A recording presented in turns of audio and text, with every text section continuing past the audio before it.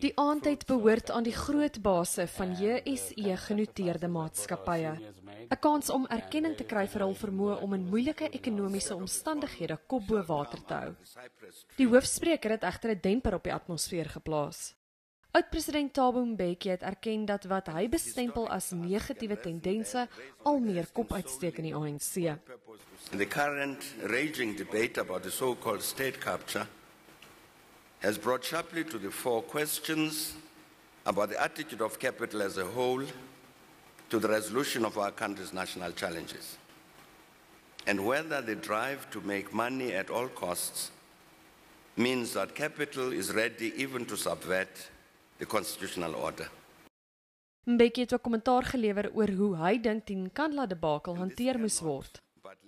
If Parliament had done what I suggest, honestly and seriously, I believe that this would have made the strategic intervention we need to pull the country out of the unhappy political situation in which it is.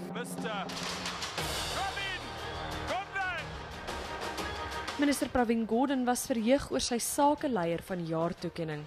Hy het ook die geleentheid aangegryp om te vra vir geregtigheid. I'm actually not the rogue or the rogue unit. There are many people who have suffered loss of jobs, damage to their families, just by being labelled in a particular way. Ivan Pillay, Johan van Lokrenberg, Peter Richer, Adrian Lakay, amongst others. Gordhan het weer eens by gaste gepleit om 'n positiewe ingesteldheid te hê voor aanstaande week se besoeke van graderingsagentskappe.